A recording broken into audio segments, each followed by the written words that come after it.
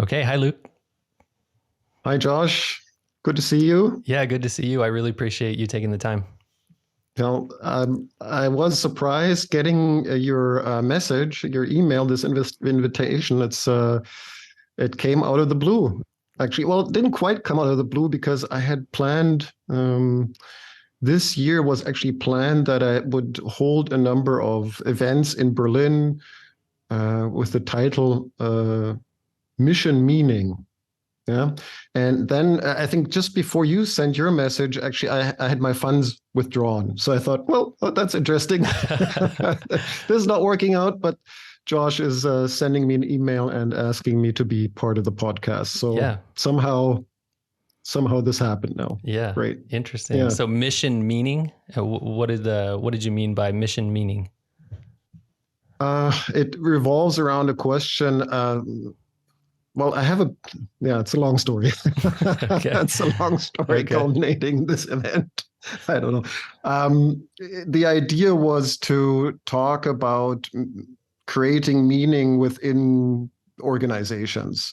Okay. Are we still able to do that? And as individuals, as groups, trying to steer the discourse away from this idea that these organizations are just dead administrative bodies which need to be managed somehow, but actually looking more at the side of no, they're made up of people and culture and relationships and emotions. And what does that mean? And how do we experience meaning, a meaningful work environment, meaningful work relationships and all that. So that was the general idea. Gotcha. Yeah. Okay. Yeah. I mean, any group of people that's going to work on something together, they need a cohesive story that gives them meaning in that endeavor. Yeah, a story and sort of like a common understanding of each other, which goes much deeper than what they perceive at face value to be, I would say. So, yeah, and how to experience that. I mean, how to experience something like organizational culture. Everybody seems to know what it is, and everybody's talking about it. Like if you go to people, the first thing they will talk about is, how's the mood here and how's the boss and how are the colleagues and how do you feel?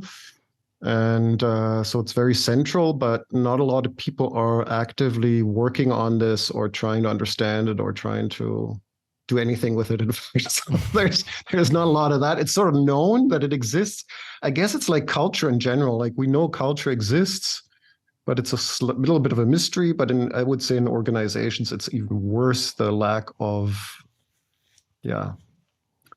conscious awareness about that topic. Yeah. Yeah. Interesting. Yeah. Well, I'm sorry that your funds got pulled, but I do appreciate you jumping on here with me. There's a reason for everything.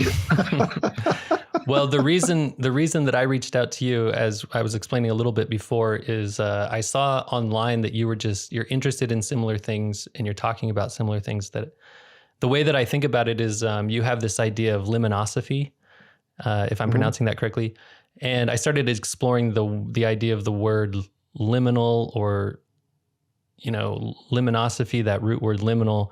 And it struck a chord with me because in one sense, I just looking up the word online, it seems like somebody who's a limophile or is somebody who appreciates being near water.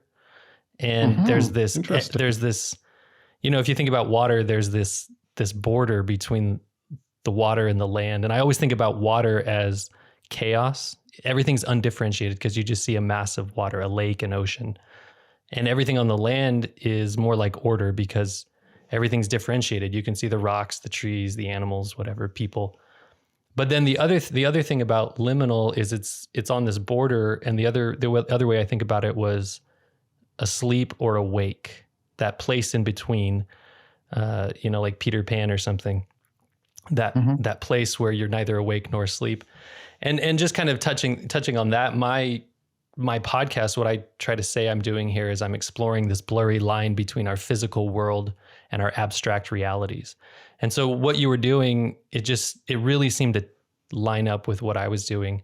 But I wanted to get it from your own words, your own mouth to help me understand what this liminosophy is and what a liminal explorer is, and also the story of the liminal farm and all of it. So that's a long story. Yeah, it is. I've watched a couple of the YouTube videos explaining it, and it seems like a fascinating idea. But just high level, how do you think about Liminosophy, and what does it mean to you? Yeah, it's when you mentioned water, I was just again astonished because there seems to be this idea also of water being somehow the great liquefier. So everything becomes uncertain and unstable once you step into the water and spend more time in it. As for liminal spaces or liminosophy and on all these questions, it is really quite simple, as you just described it. It's an in-between state between waking and sleeping, but you're not. It's like you could even say somehow it's a trance-like state, right? So you're not only within your conscious thoughts, but you're also not just in your dream world or asleep and subjected to your dreams, where you somehow are also trapped within your dreams and have to respond to them somehow.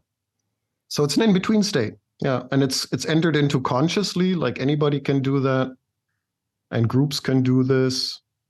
And you can have all sorts of experiences in it. And then I guess like art itself, it's just a question then of interpretation. Like, what am I experiencing there? Is this relevant for my life? What does it mean?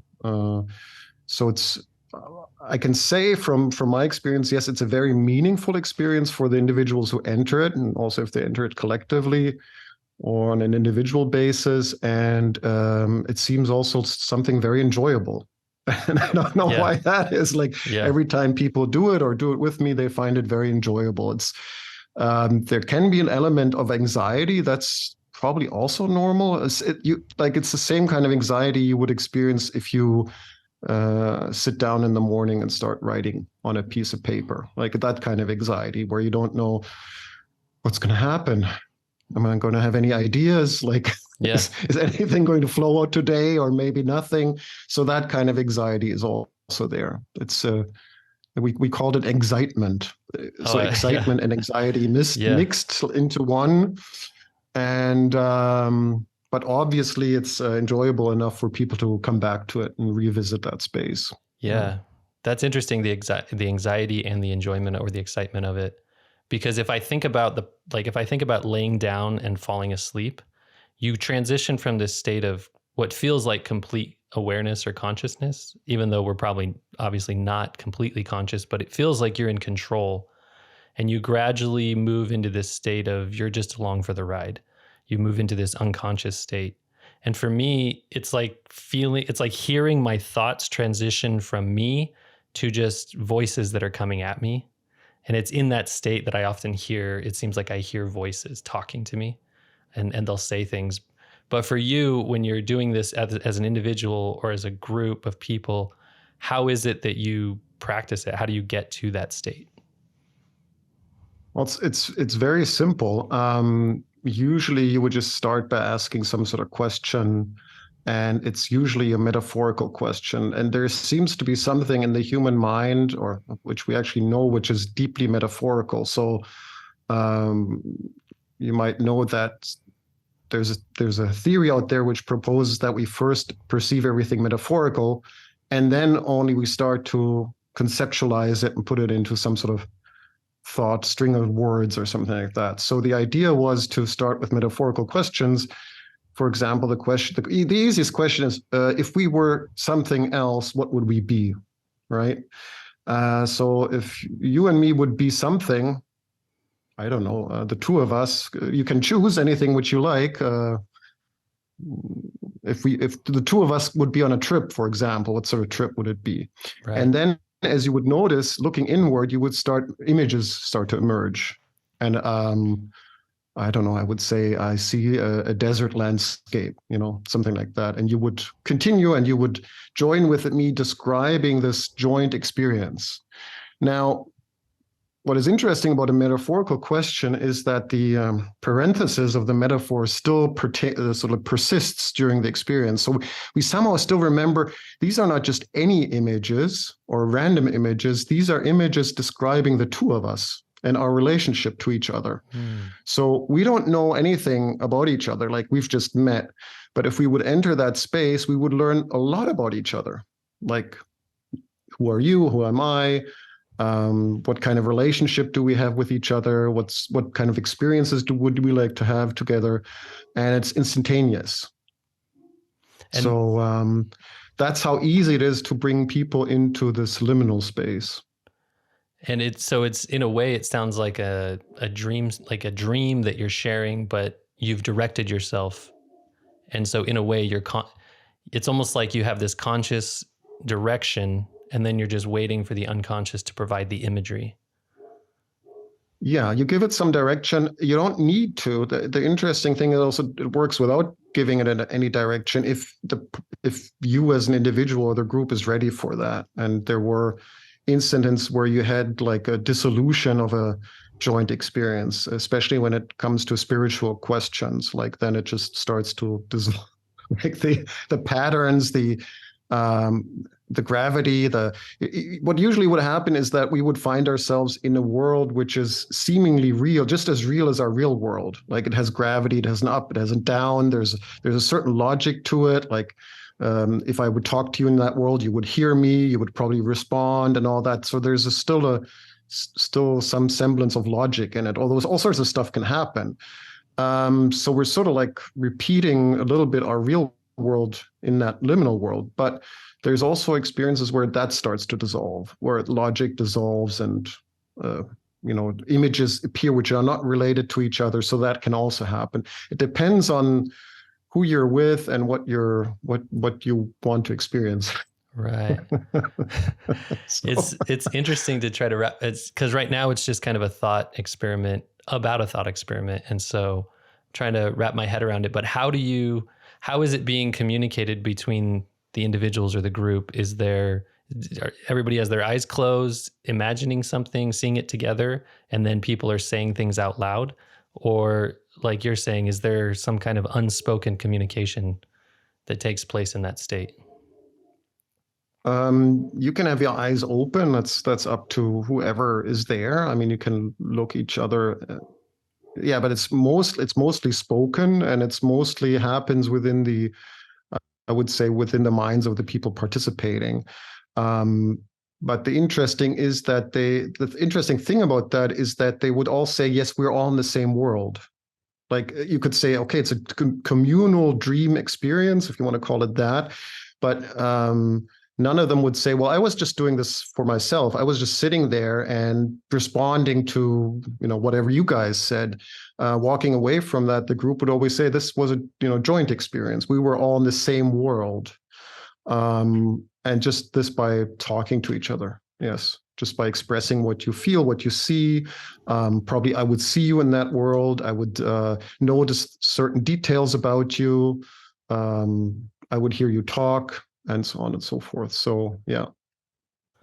That's interesting. It makes me think about just in our everyday life, we go through this experience where we're interacting with people on a very, again, physical, almost tangible level. But at the same time, we all have this collective understanding about what we're doing and who we are and why we're doing it. This understanding that almost goes under the surface, and it just kind of operates as this setting or even the paradigm, I guess, of what it's all about. Something like the Carl Jung would call the collective unconscious.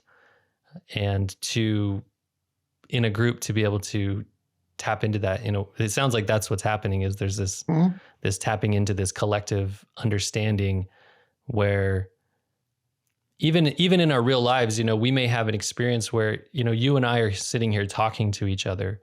And from my experience, from my perspective, I'm having one experience, and I'm just assuming that you're having the same experience. But from your perspective, you're having a different experience.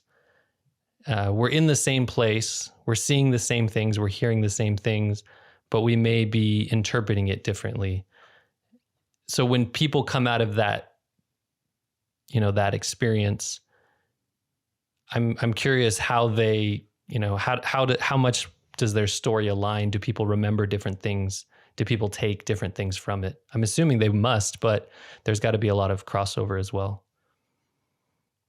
Yeah, I mean, they do, like, as far as I can see, they remember mostly the same things, although for them personally, the significance of certain things might be different. But there's a certain type of narrative within that space, which is also interesting, because just narrative seems to continue also in that space where events unfold and action takes place.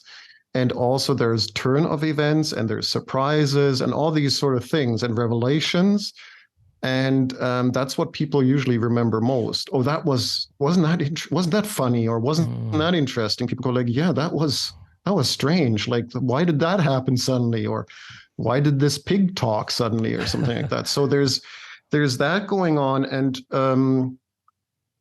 that I find also fascinating, that the narrative structure continues, although I would argue it's very condensed. Like it's more condensed than in real time. So probably if you and me were friends, we would spend some time together, some weeks, some months, and also all that. And then we would have some events where we go like, wow, that was something, wasn't it? Yeah, that was crazy how, we went to that festival or something, and then we met these people. So usually those turning points, revelations, they would come in every session. Something would happen, something unexpected. And so it's more that in that sense, I would say it's more condensed. Interesting.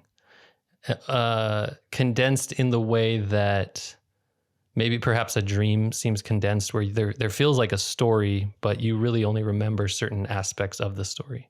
Like they just come to you.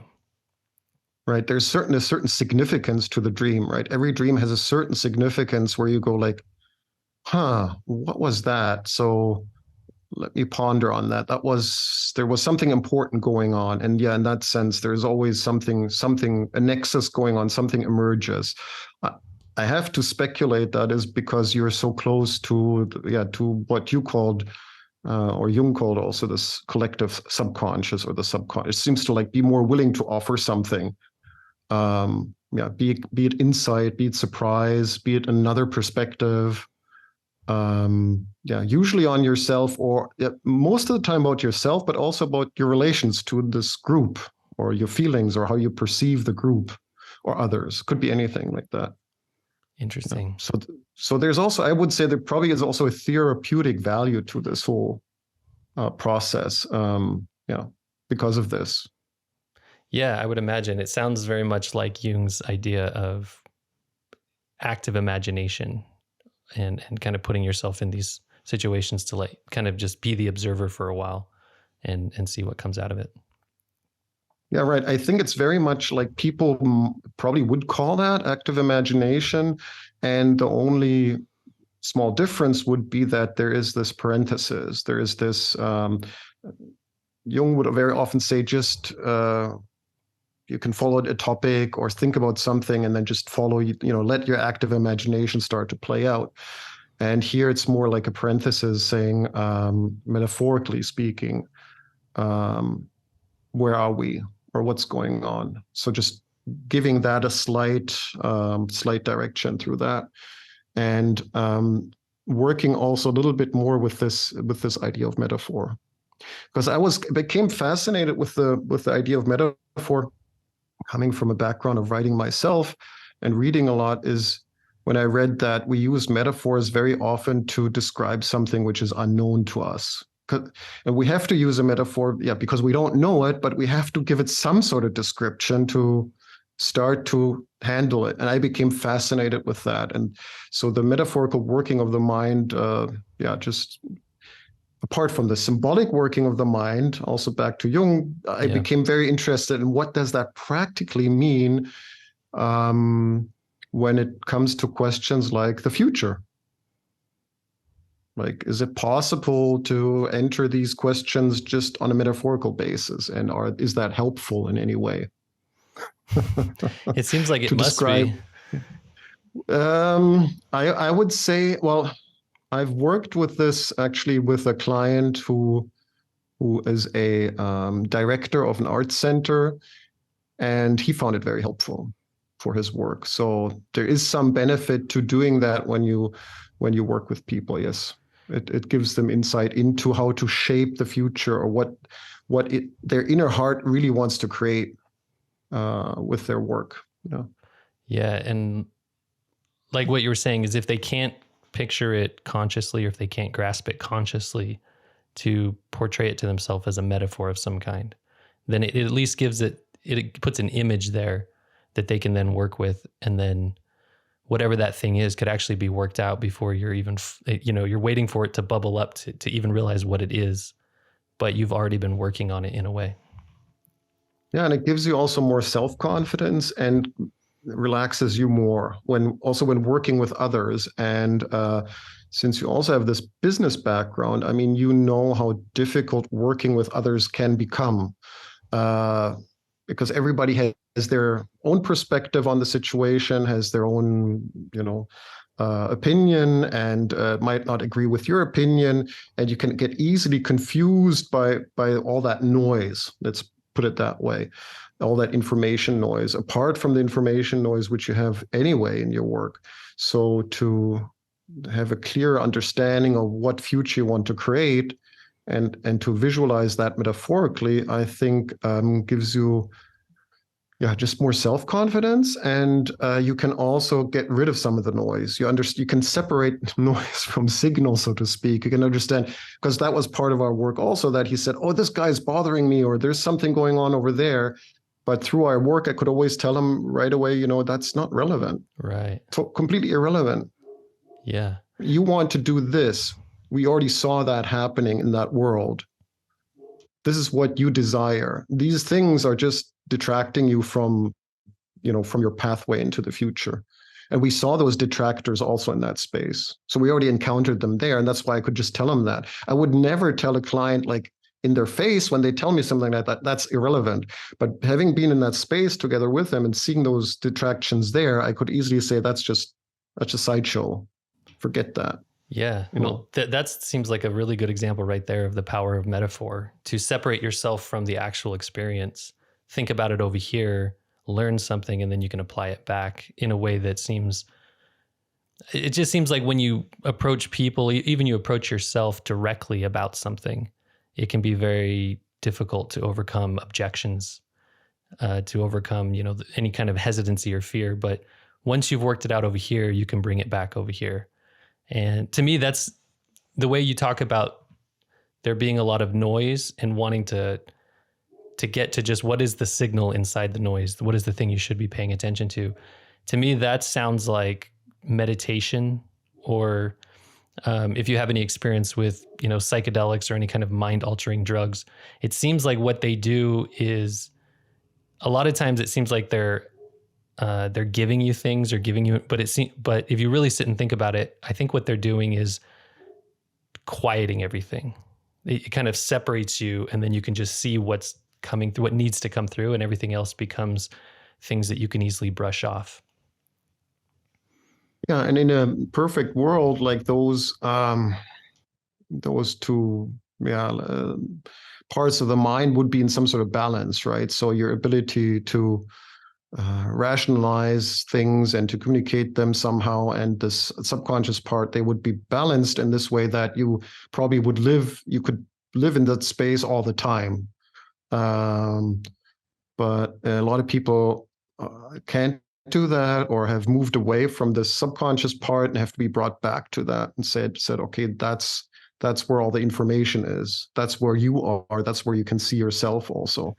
And come also to a decision. This is also, it was interesting for me personally, because I was working with a group for a long time period, and I was seeing myself in that space. And I said to myself, is this really who I want to be? No.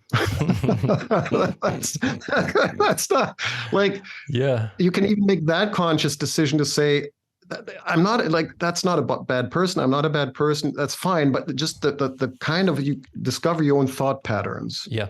You see them clearly in front of you, and you can say, well, they're not bad patterns. That's how I approach things. But is that all of it?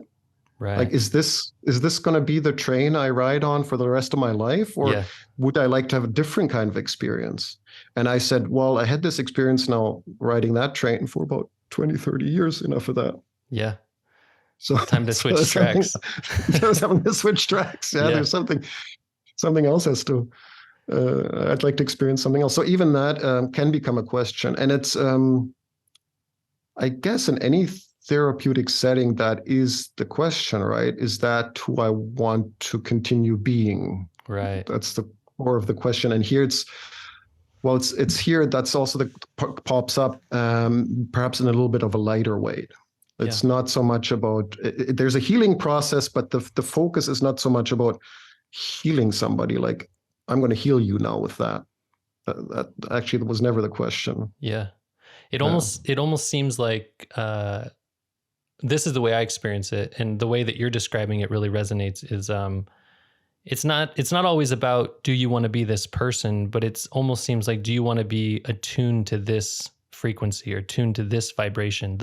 The kind of the basis of occult thinking is, as you think, so you feel, so you do, or as you think, so you do, so you feel. These things are connected, and then. I think about Nikola Tesla. His whole thing was that our minds are just these receptors. It's almost like a radio picking up a frequency.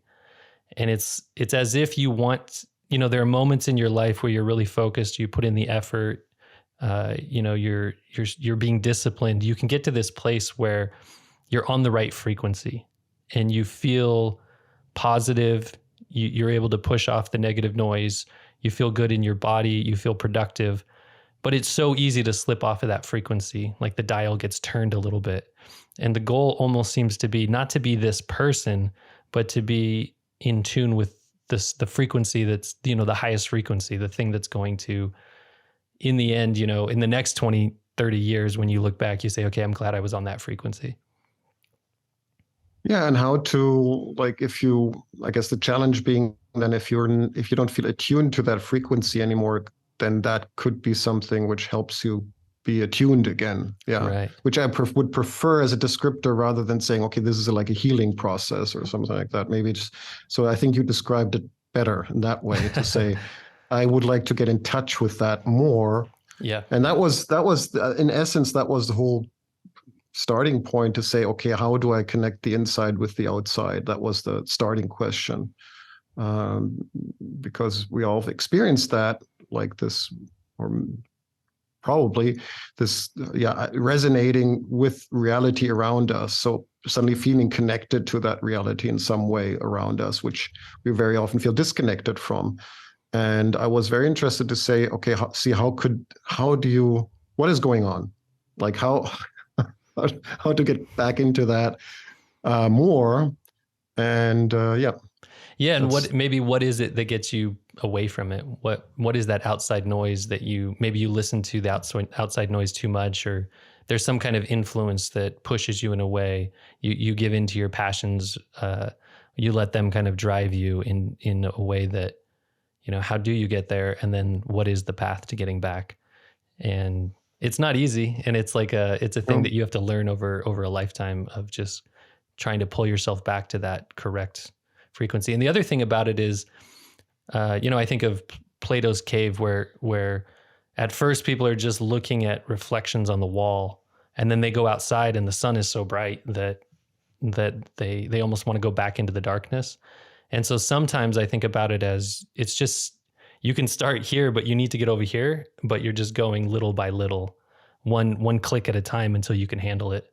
Because in a way, consciousness is this thing where to be fully conscious, you want all of these signals coming in at the same time. You want to feel your body, you want to hear your thoughts, but you want to be aware of what they are, and kind of be in a way where you can handle that level of frequency, or that level of noise or signal coming in.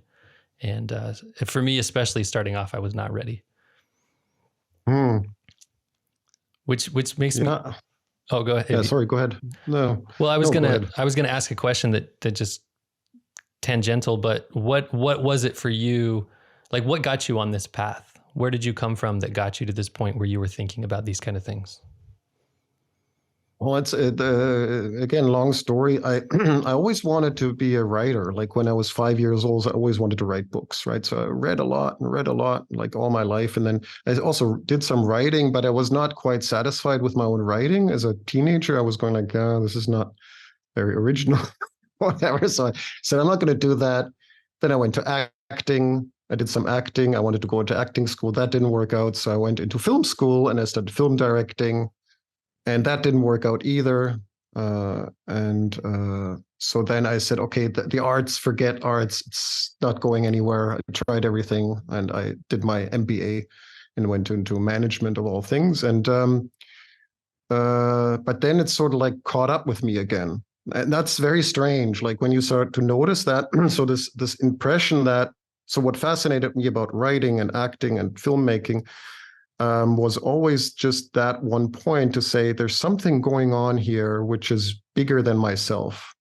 There's something I can feel it happening, and it's resonating also with other people. So when I wrote a short story, somebody said, "Wow, this is a great short," and started reading it to the class or whatever. So I felt like, okay, I felt it, and the person reading it feels it too. This third thing is bigger than the two of us. There's something transcending us, and in acting it was the same thing, and so on. So in art you have that thing going on, and when I did management, it's sort of like, although I left that and I left it with a lot of pain because it wasn't sustaining me in a good way, it sort of caught up with me. I just started like getting into my work, the same impression, and there I was a little bit astonished, like just what's going on now? This is not art. So yeah, that's why I went onto this exploration on that particular question. Interesting. Yeah. I think for anybody who, well, first of all, I really relate to the story because my whole life I wanted to be a writer.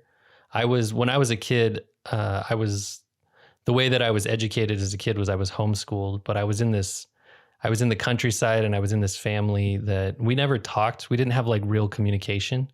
There was never any kind of emotion shared unless it was like anger. And so I just poured myself into books. I spent all of my time reading or just walking around the countryside. And so then as a kid, what I dreamed about being as an adult was somebody who could create the same kind of stories that would take me away to these other places and let me see the world in that way. And so I wanted to turn around and do that in return.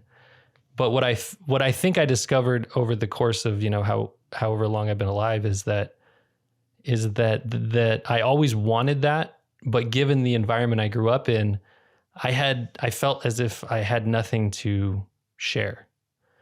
I had nothing to, so I had the similar experience. Whenever I tried to write, it just came out so corny or so forced because I just wanted to, I don't know, I wanted to like tell the story that I was maybe just too consciously trying to create or just trying to force the issue. And so then I did the same thing. I went and did the business world. I did an MBA. I got into, at one point I was an accountant and then I did an MBA.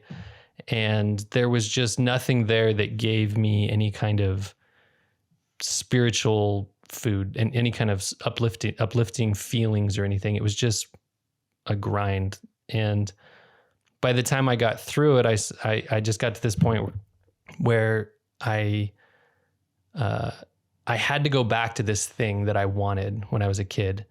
And in the process of writing, I had this realization that the stories were always there. Like what needed to be said was there. I had to overcome a lot of things before I had even the courage to let that thing just come out rather than trying to force something else. Yeah, I guess, yeah, in a certain way, well, who knows? Like when I write now, I write differently than I used to do it before. And I would also say there's more original material in it. And perhaps that's just how it is now that I'm able to discern that and say, well, that's not original. I'm somewhere else. Like it's not coming from me. So I'm not going to continue that. Perhaps in the past, I don't know if I would have maybe I was too self-critical to allow myself to do that. Yeah. Probably always the thought I needed to be similar to something I already knew, which was, familiar to me, and I would like latch on to that. And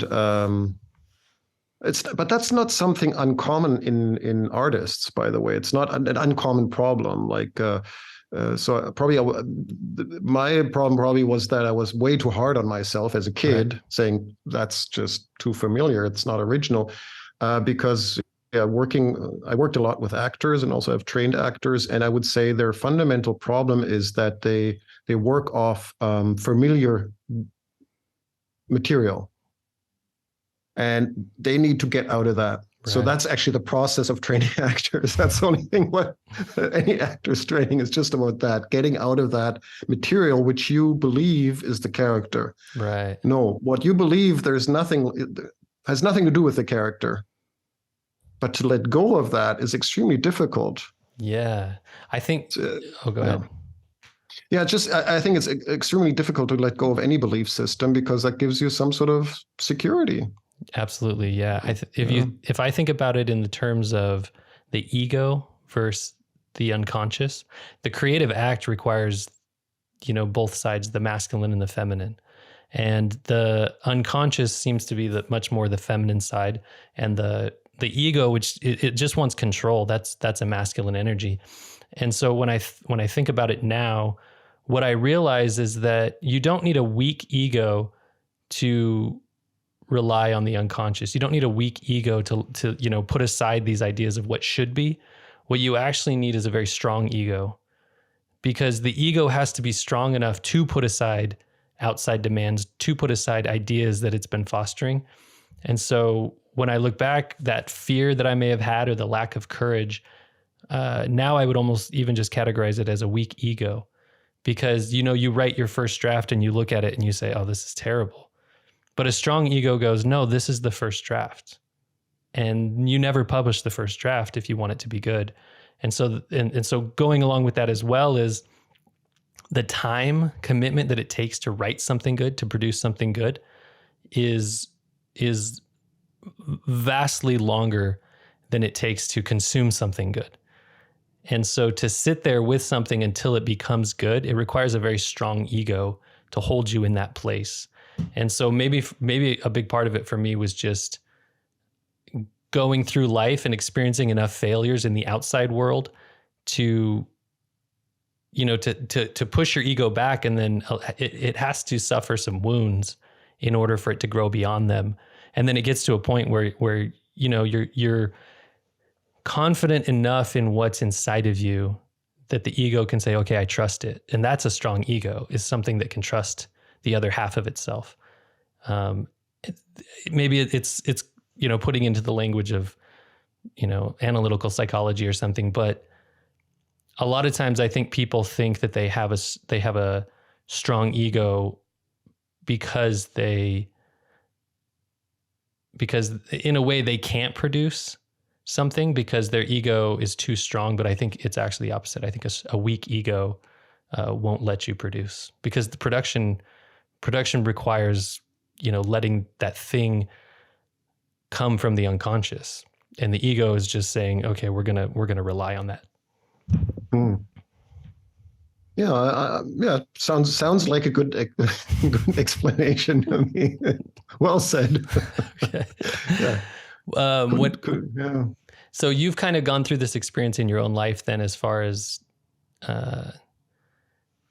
going into the world, trying to do your thing, having to do other things, coming back to this thing, tying this back to this idea of like the liminosophist. On your website, you said a liminosophist is an explorer who isn't easily enchanted or seduced, who is entertained but does not seek out joy, who does not avoid the suffering of disappointment. And I'm just curious, this idea of a liminosophist, does this arise out of your own experiences through life? Does it arise out of, and also this idea of liminosophy, was it originally you or was it originally you and a group of people? Where did this originally come from? I would say I'm the creator of this word.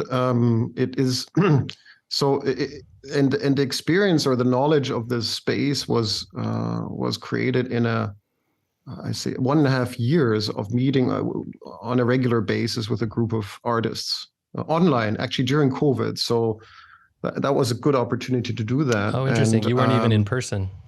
No, we just were online, and I was looking for a way to experiment with people on certain questions. So I set out like on this quest to do this laboratory style of exploration, starting with this question of metaphor.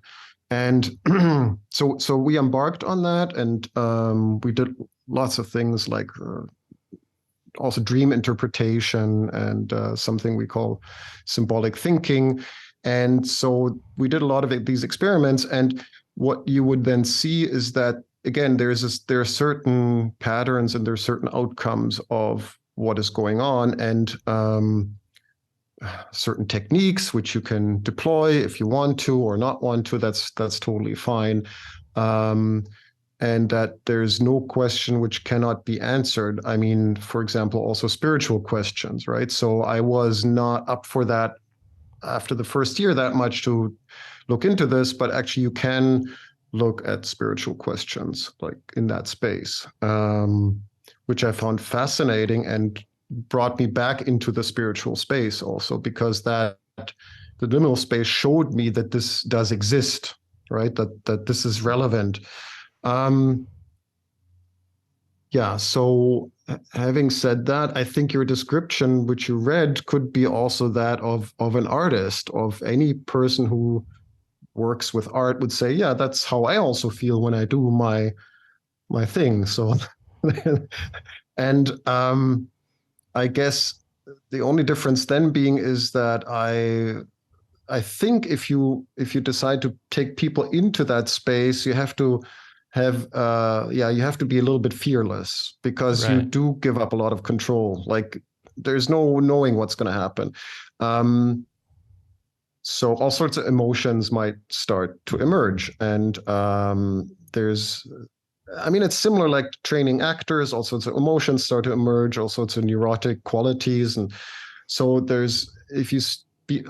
if you're afraid of such encounters, of such monsters, in quotation marks, because I don't consider them monsters, then that's not the place for you. Don't enter that world where monsters appear. And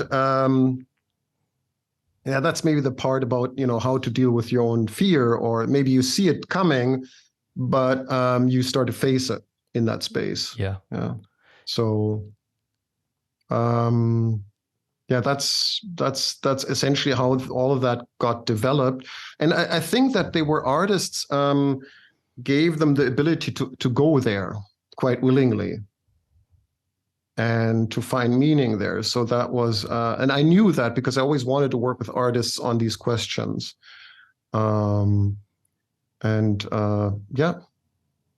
That's it basically. So we got a lot out of it. I tried to document it in some way, and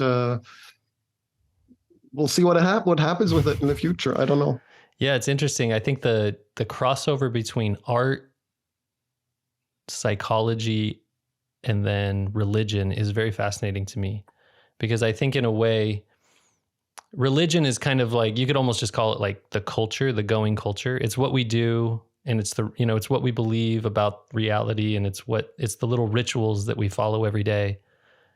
And over time, it's the artists who aren't afraid to go to the places you're talking about, who aren't afraid to approach what the culture or the religion might label as demons or the devil, evil or monsters or scary. The artist is the one who's willing to approach that. And really, it's only beneficial if they can come back from it, if they can come back in one piece, because there are plenty of people who can just fall apart, who get lost in that world, or that, they're not able to integrate whatever it is that they've learned or experienced. But if you can bring it back, then it's the artists who then move that religion forward. They challenge the assumptions. They challenge whether or not things actually are monsters. And they encourage other people to go experience that monster in a way. And so it's over time, that's how the religion or the culture shifts. It evolves or it changes.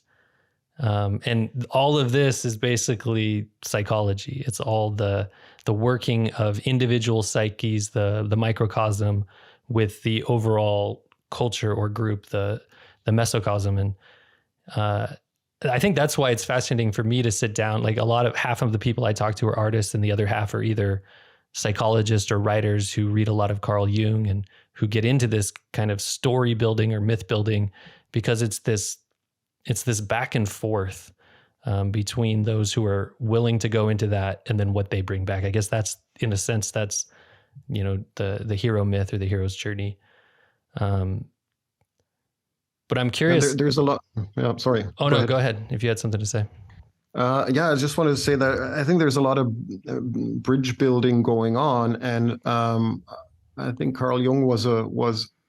It's interesting. I mean, I read Carl Jung something like 20 years ago and understood nothing. Like I just gobbledygook and whatnot. So, and when we did that, or when I started looking at that space, even before doing the liminal farm, so this group which did this experimentation, I started reading Carl Jung, and the more we did it, the more I understood him. I was able to read him, which I found fascinating, and I understood suddenly that you can only understand him when you have certain types of experiences, which I find astonishing. What scholar would write in a way that that his writing is only, you can only perceive his writing, understand it when you have made certain experiences, because now you can relate to them. And it seemed to me, now that I read his work and understand it, that he didn't care if he was understood. Like he just, it's like he wasn't interested in that anymore. Yeah. He just wrote those things. And still, I think, what he attempted was to build that bridge between the spiritual and psychological world. Right.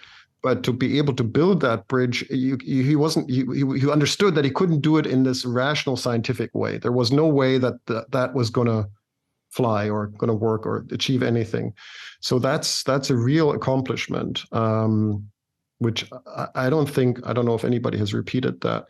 So this idea of bridge building, as you mentioned, artists, I think artists are the same. They build these bridges into something real, right? Through their artifacts, they start to crystallize something, to create something has to come into this world and point towards something bigger than us, right? So that's very similar to what he's doing. And I think that's why they can also relate to Carl Jung as a psychologist or scholar or whatever. Yeah. It's interesting because with Carl Jung, he wanted so badly to be seen as a scientific person, somebody who was rational and could explain what they were saying through empirical testing or empirical processes. But also there was a point where he had written the Red Book, which also is very interesting. I don't know if you've read the Red Book, but he never, it seems as if he never intended it to even be published. And he even says that once he finished the Red Book, he kind of put those ideas of needing to be seen as scientific aside. He had, in his own words, he kind of phrased it as he had completed a process of individuation, and so he didn't need the outward validation anymore because he knew what he was doing. And from that point on, he had a different voice. He wrote in a different way. But I also think it's fascinating the way you're saying that it was difficult to understand until you had experienced it yourself. In the scriptures, Jesus in the Bible, he says, don't cast your pearls before swine. And that's not to be insulting to anybody, but just to say, like, if somebody's not willing to get dirty and figure this out for themselves, if they're not willing to go through it, then they're just not going to understand it. And there's no way of pounding information into somebody's head if they're not willing to experience it themselves. Yeah, it seems so, because the mind has that ability to rationalize everything. And isn't that wonderful? So everything can be just rationalized immediately. Yeah. And that's a neat way of packaging things and keeping them away from us in general. Like, I've spoken to many people about liminal spaces, and they go like, okay, it's that, finished. So there's never a real like, conversation about that, because I got it, and let's move on. Yeah. And you sort of sense that they actually didn't understand anything, but it's their mind just packs it into something and places it into a corner to be forgotten there. Some people would call that resistance, but I don't know. There's something. The mind is. I wouldn't even call that resistance. The mind is just very powerful if you allow it to be. Maybe in reference to you said about the ego. If you don't have your ego under control, it'll just do a lot of stuff all the time, which you have no idea it's doing. And rationalization is certainly like the most powerful thing you can do. Yeah. In a way, it seems. I mean, not really, but I mean, in the sense of, what we can observe it most of the time doing. Let's put it that way. Yeah, it has a certain power for sure. It's as if there's a given story. Everybody who's born is born into the story of their people, and in today's world, those stories are merging more and more to become one large story. But there's definitely a power in the mind to want to just keep everybody locked into that story. And so anything that comes from the outside, it can quickly dismiss or point a finger at or belittle. And even, I was reading recently this author who was saying that any story that exists today, the going myth of the day, it came from somewhere, because things don't just appear out of nowhere. It came from somewhere. It evolved from the story that preceded it. So even stories, even ideas have a mother and a father that preceded them. But as soon as that story exists, it wants to turn around and look at that mother and father as if they never existed in reality. They were just stories in people's minds. And so, the brain or the mind, call it the collective, whatever it is, it has a very powerful mechanism for making anything that challenges it look insignificant or not worth exploring.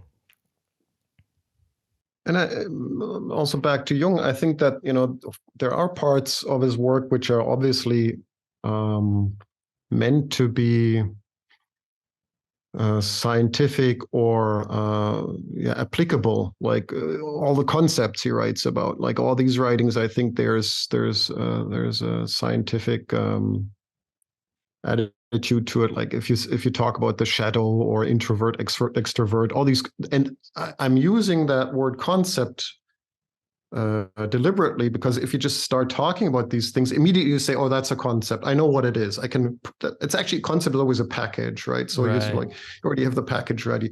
Oh, the shadow. Yeah, no need to talk about this. I understand what the shadow is. And he must have noticed this somewhere down the road, that this is a problem. I know what it is. I can operationalize it. I can execute it. I can use it for something, because some of his books, like especially his books on alchemy, are very obtuse, and I think they're intentionally held that way. Yeah. And there is no application for it. When you read those books, there is no application. There is no concept. And even if you say, okay, the symbol is a concept, it's still open enough to not know what that is. Yeah. And especially the alchemical books and all that. So, because he sort of connects it to a mystery, and then the mystery stays open. It's not explained. It can't be explained away anyway. And he just allowed it not to be explained away or compartmentalized in some way. So I think that's really something. It seems like that may just be the difference between science and what he discovered, is that in science, everything needs to be labeled and measured. And so everything needs to be precise. But from the perspective of the human psyche, the unconscious, these things, even if we call it the shadow, well, it's not really the shadow. It's some type of experience or energy, even the way that the modern interpretations of these ideas of extrovert versus introvert, it's anybody who's spent enough time reading Jung, it's laughable the way that people talk about extrovert introvert today, where extroverts like people and people give them energy, and introverts don't like people and people take their energy and they need time alone. And that has nothing to do with extroversion and introversion from a Jungian perspective, because from a Jungian perspective, it's just how people engage with the world. Do they first take what's out there and bring it in, or do they take what's in here and put it out there? And even that is, there is no final definition. Again, these are just ways of understanding things. And so as difficult as it may be, anything that's on that psychological level, anything that's exploring that space inside of us, and anything that's occult or magic or esoteric, in essence, it must be undefinable. It must remain that big question, because we'll never land on the answer. And we'll only experience these things in moments or at times, and we won't ever be able to fully grasp it the way we would a physical object. Yeah, and what I find astonishing about, the most interesting thing about Jung, or the phenomena of Jung, is how little he is, or how irrelevant he has become. So that's what I find the most interesting part about Jung. Jung and this work is only interesting for me as a jumping off point to do something else with it. Because if you're Jungian and you start to then this world starts to capture you just like any other world, right? So you can be you can be an actor, or you can be a psychologist, Jungian psychologist, or you can be an engineer or whatever. So you're in that world. But where it really starts to become interesting if you connect this world to something else. And there's very little of that. And I don't know why. I was just thinking again about this question of leadership. I did a lot of research on leadership. I did a PhD on leadership. I didn't finish it but I looked at all the theory. And of course, psychology also is part of this theoretical makeup, and behavioral science and social science and all that. And because you talked about this aspect of being in the moment, being connected to your body, and being connected to your mind, and being connected to your action, and being connected to the world, I believe that to be the essence of leadership. If you experience that, that's probably when you are doing something, I don't know, something in leadership, from something. Let's put it that way. But if you look into the literature again, there is no mention of that, and there are some attempts to try to bring together this aspect that the world is essentially chaotic, and you need to deal with it, and there is the uncertainty of future, and somehow you need to connect with it and shape it, but that's about it. So, when I was reading Jung, I was saying, isn't that crazy that, for example, Jung has no place in that literature, because he is trying to build those bridges, right? He's one of those bridge builders who try to connect the psyche to the world and say, we're not disconnected from the world, we're actually connected to it. Yeah. And I was going isn't that crazy? That there's certain types of, there's a certain type of genius here, which there's a treasure basically of material which could be used elsewhere to understand better who we are and what we're doing in a very practical way. Yeah. And help people also do that. And there's no Jung anywhere. Yeah, he doesn't really exist in the business world, that's for sure. But it's almost like he could see the risk of being too forward with his thinking, because, and I think he mentions this, same as Joseph Campbell, same as, Karen Armstrong. They mentioned that just like you were saying, the mind wants to just take everything and put it in a box. And one of those boxes is literalism. People want everything to be literal. They want the idea of God to be literal, a literal God. They want their beliefs to be these literal interpretations of what's literally happening. And I think Jung saw that if he gave the world something too well defined, they would just latch onto it as something that's literal, and they would just turn it into some kind of a religion. And he was very against his ideas being turned into some kind of a practice or rituals that are forced onto other people, because that's just not how the world is. You have to accept it for what it is, which is basically a mystery. Yeah, and that's at odds with this question of utility, right? So, is this useful for me? Right. And that's an interesting paradox. I mean, that's, for example, an interesting question for a liminal farm or something like that. Can we ever resolve it? Should we resolve it? Maybe it just exists, this paradox. How can we create like between the mystery and the utility, sort of like a good balance? Yeah. Because you mentioned Joseph Campbell, and I mean, he's better known. I mean, he's still relevant, I would say, somehow. But I really never liked it because it was too literal. Yeah. I would say, okay, I get it. So what am I going to do with this? Yeah. Like, and so for all due respect for his accomplishment, there's no denying that this is a great, the monomyth is a great accomplishment. It was an interesting question. Again, I think that's the whole point. For me, the challenge was, okay, I understand what he's talking about, what to do with it, like this whole idea of crisis. Okay, so basically this hero is a cycle of crisis, like death and rebirth and all that stuff. And I think for a couple of years, it really plagued me to understand, okay, we all experience crisis. Therefore, we understand what the monomyth is about. Okay, so what? so what am I going to do with that? Yeah, so, you write for Hollywood, I guess. Yeah, you write for all. Yeah, exactly. So you go into that thing, and I did a lot of study of Aristotle and poetics, and I got also that point until I discovered that, again, back to liminal space, that you can induce a crisis in that space, and then it becomes very interesting, because it's difficult for us to consciously, like some people think they can consciously walk into a crisis and induce it and say, yeah, I need to get into that cycle of death and rebirths. And like, really, like, even if you do bungee jumping or whatever, that's not it. Like maybe you're trying, but it's not, that's not actually it. It's hard because in the real world, the crisis is, even the way Joseph Campbell talks about it, the crisis just comes about. You just encounter it. You don't get to choose, hey, here's a crisis, I'm going to go take care of it. Yeah. It just emerges in front of you, and then I mean, maybe you have a choice, maybe not.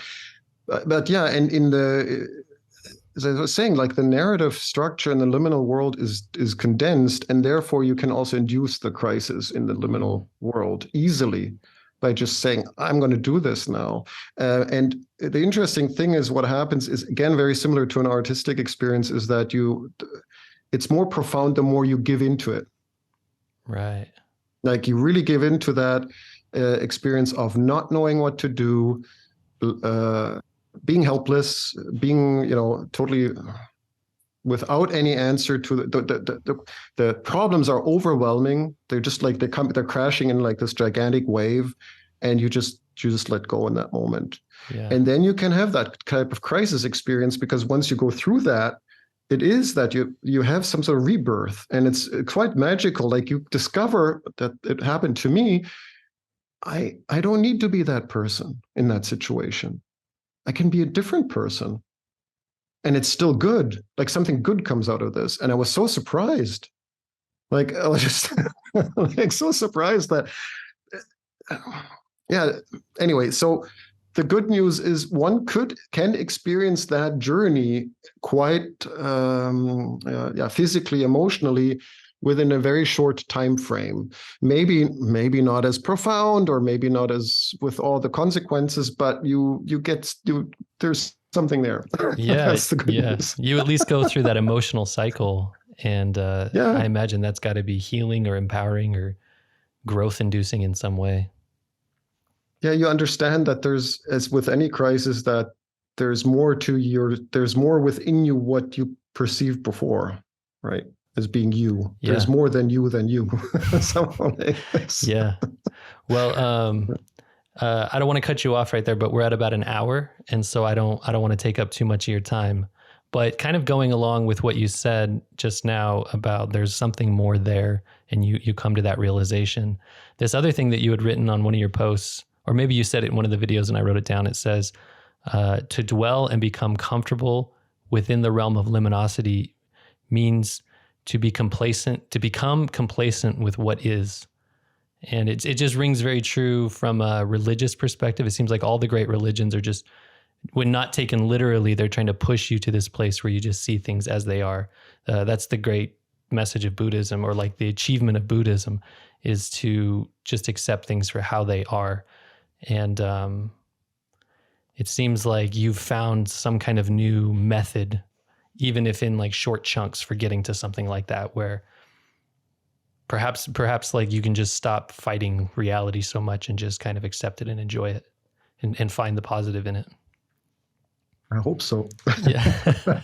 Well, I think you're doing something really interesting. I think this is something that it seems like you're doing it in small groups with people you know right now, and it sounds like you do it with some of your leadership consulting and coaching. But to me, it almost seems like this could be something that could be further developed, and you could see little groups pop up all over that are Liminosophy groups, and people are exploring this liminal space. But again, I think it's fantastic. I think this was a lot of fun, just hearing you describe it and walk through the experience yourself, one-on-one this way. And I really appreciate it. Before we end up wrapping everything up, I do want to give you a chance to just share with everybody where they can find your work, your information, website, social media, YouTube, all that stuff. Where would they go look for that? Just type in Luke McBain in the Google search engine. Yeah. And I think I sort of pop up. There's not a lot of Luke McBains around, or type in Luke McBain on Twitter or YouTube. And I think I'll pop up. There's another Luke McBain by Trace Atkins. I think he's a comic book guy or somebody of a comic book figure. But apart from that, there's not a lot of Luke McBains out there. I think my Twitter handle is also like Luke McBain _ or something like that. So YouTube also just Luke McBain. Yeah. Okay. Be happy to hear from anybody who's interested. Yeah, very cool. And I was very happy to hear from you. It was really a wonderful conversation. I really enjoyed that. Yeah, absolutely. Yeah. And we should do it again sometime. I'll post this stuff on my website as well when it goes live, and then there'll be links in the show notes as well and on YouTube. So, okay, Luke, I really appreciate it. Thank you so much. Thank you.